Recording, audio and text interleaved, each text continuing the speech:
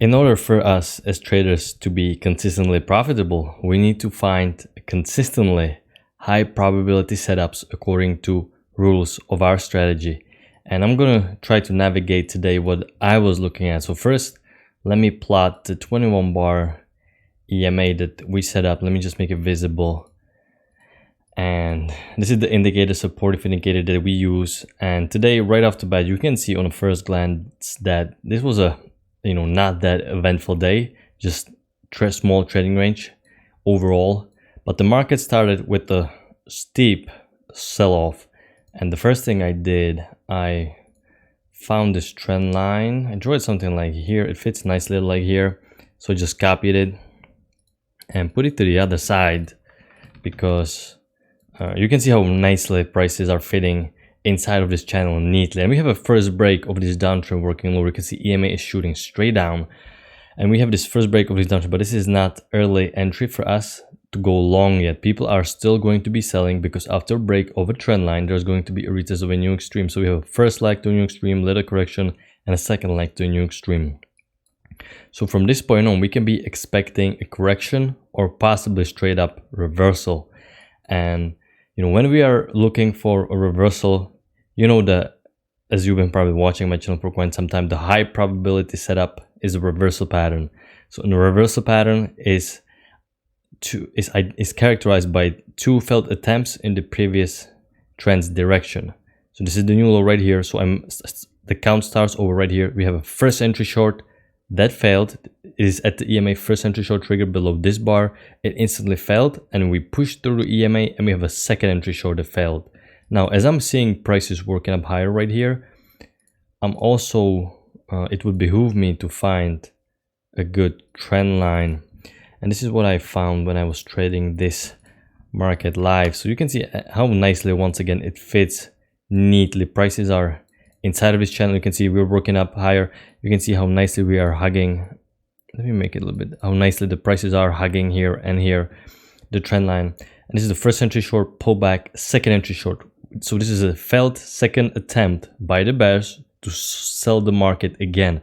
But the sellers are already now way too late. These are called weak shorts, because they're going short way too late after all the people who their initial intent was to short this market. They already sold the market, and now we have a break and a new low, and they don't realize the market is now in a reversal phase.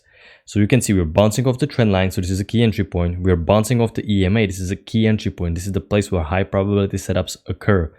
First entry short, second entry short. Market moves in twos. This is a two-legged pullback, and this comes back to our human psychology. Second entries, it works. You don't really have to dive too deep into this. It works. For some reason, the second entries are extremely high probability setup. So this was the first good trade of today. And you can see how nice, big of a bullish bar this was. And this is exactly when we are going long, we're in the midst of reversing. We are going to buy this market, and we want our signal bar to be as bullish as possible. And we are going up higher. We have a new high right here. We have a first entry long pullback. We broke the trend line right here. But we're not going to be shorting this market yet, because we are expecting a new high of this bullish uptrend right now working higher. Just like we have a new low of this downtrend, we're expecting to get a new high of this uptrend. We have a failed second entry long because we trigger one tick higher above this bar. Now, obviously, this is a two-legged pullback, but the signal bar is horrible. The second entry triggered one tick above gigantic bearish bar, which is, we absolutely don't want to take this long at all. And the next bar is, bearish bar, sort of pin bar as well. So this is a first entry long, second entry long that failed, but failed second entry is also a high probability setup, but we are waiting for a new high of this uptrend. So we just have to skip this. We will be going short way too early. It worked here in this instance, but you still have to be waiting for the new high of that of this uptrend. And you can see we have a shortened trend line working low. We have a break, two-legged pullback, two-legged break, and a new low. So from this point on, once we have a break and a new low, we can be safely looking for continuation in this uptrend. And also, I would be starting to look, because you can see there's some key level forming right here. And once we bounce here and here and here. There's the 3 touches right here, and you can see prices are reacting to this key level right here. And it is very important to find these key levels, because it is starting to feel like this is no range, this is no trend day. There is no clear trend up or down. This is just, you know, very steep, and this is starting to look a little bit of a like a consolidation. But we don't know where the highs yet are at this point yet. Your first instinct will be to put the key level right here, and which would end up working, but you don't know where the key level is exactly, so you would just have this prepared right here.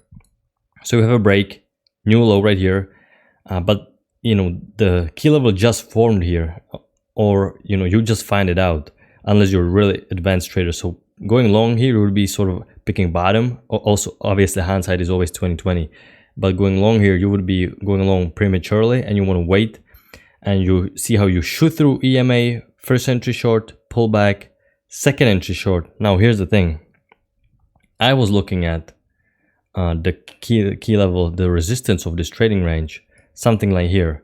So I wouldn't recommend going long here. If anything, it was really tempting to go long right here, because as you guys can see, you have a new low right here, you push through EMA, you ignore the EMA, which is the first sign or good reversal pattern, and you have a bearish bar right here, and you didn't make a 1 tick lower. So technically this is just a first entry right here, but I guarantee you, if you went on a slightly shorter time frame, this is a 2000 tick chart, so if I lowered my time frame to 1800 tick chart, let's say, this would have been first entry short, second entry short, or something like that. So it was very tempting to go long on this gigantic bullish bar, just like here. It's looked like 2 failed attempts, and you had a room before you get to this resistance. So this is why I was really tempted to go long here, and I'm just gonna mark it for a little bit of advanced traders because it was really tempting. But on this chart, it's just the first entry, and the second entry short happened right here, but you're going long into this resistance. You can see the prices reacted to this now, and we broke higher, and just like I keep telling you guys, most breakouts of these trading ranges will fail, and this is the theme of today. You guys can see nicely how, you know, if you just find the key levels early on right here, the rest of the trading is going to be fairly easy.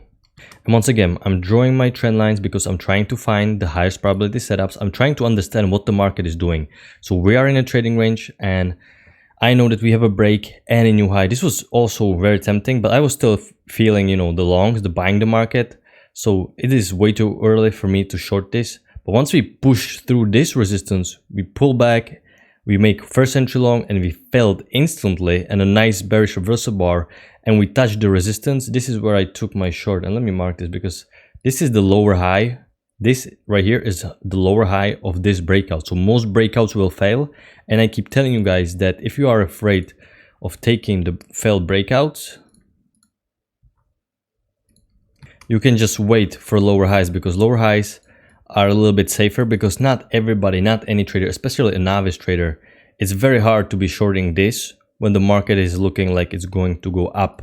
So, you know, fading breakouts is one of the hardest things traders can do. This is why so many traders struggle with trading ranges, but in reality, it is probably the most reliable setup there is. So this is the lower high. You push through EMA. This uptrend has played out with a break and a new high. This key level was broken, and we pull back in. So this is a trading range. You know, multiple reasons to take this short, and you have a first entry long, pull back. You have a second entry long that failed. So once again, this is a high probability setup according to our rules. I'm just going to mark it because this is a high probability setup. We close below EMA, we touch the EMA. The bar is way too big. And this is my concern with this, that it's really, this bar cannot be entered safely. So this is unenterable, unfortunately, unless you'll be risking crazy amount. And I mean, you know, since I'm going for 10 ticks in this market, I would still be risking.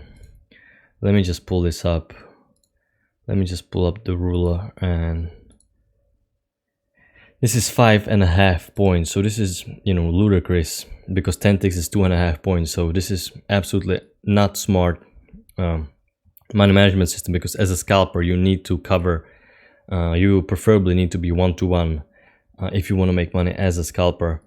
And here I'm trading in my market, this is 10 ticks, but you never want to make scalps less than 1 point in this market. And if you were trading Forex, that would be less than 10 pips. You never want to make scalp lesser than 10 pips, and in stocks never lesser than 10 shares.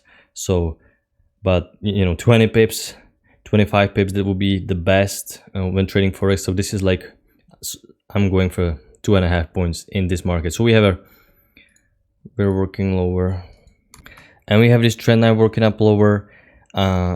Once again, we are finding, the prices are finding this key level, and this is why it is so important to buy this. I'm not going to market because we are still inside of this channel working lower, and it is a little bit fell break lower. You're away from EMA, so prices are going to pull back because EMA acts like a magnet. It keeps pulling prices closer to it. But we were inside of this channel, and I was just a little bit hesitant. And you see we broke the channel, and we made a first leg to new low, little pullback, second leg to new low. You have a two-legged pullback to the EMA, a nice gigantic bearish reversal bar, but you will be going short directly into the support.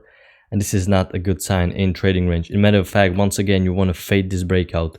And I guarantee you, a lot of you watching, you're afraid pulling the trigger right here. Because when you see this, it is looking like we are breaking lower. And this is so counterintuitive. But take a look, we have some room to the EMA. We are clearly in a trading range. We have a break, 2 legs to a new low, and this is a failed break lower. I mean, there's such a high probability chance that we're gonna pull back at least to the EMA, that it is so worth taking these failed breakouts. But once again, there came the safer entry, and because I tried to get in with the limit order here, and unfortunately the market and a lot of buyers came in and they pushed the market higher, and I didn't get filled, and I actually went short right here because this is the new low right here. This low is lower than this low. First entry short, excuse me, pullback, second entry short, they failed. But take a look at this bar right here that I'm talking about, that triggered failed second entry short. This is you have a stem, 3/4 of the bar, there's a stem that's bearish, and that's a not good bullish bar for me to go long. If you went long right here and you snuck in way back and you put your limit order 1 tick back, you would have gotten stopped out here unless you put it below this swing.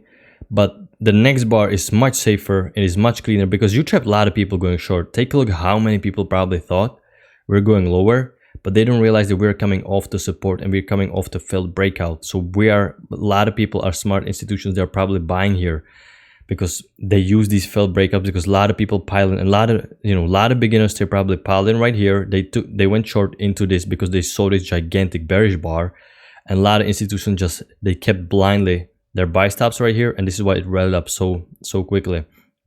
So this is why I like this setup. You can make a case that prices are starting to look congestive, and they do, because prices is in the middle of those bars and you're going side by side. So yes, as an experienced trader, I just liked it, because when you're coming in a trading range off the low like this, off the failed breakout, especially when you're coming off the failed breakout, the move in the opposite direction is always so strong that I kind of bend the rules here a little bit, just solely based on my experience. So I wouldn't recommend it to a lot of novice traders. Skip this because this is a congestion. But this is a nice bullish bar, and we trapped a lot of shorts going short here. And you can see market just kept working up higher. But then you just have a bunch of first entries, and once again, you're close to this high, and you have a little bit of spike and a channel here working. Let me mark this.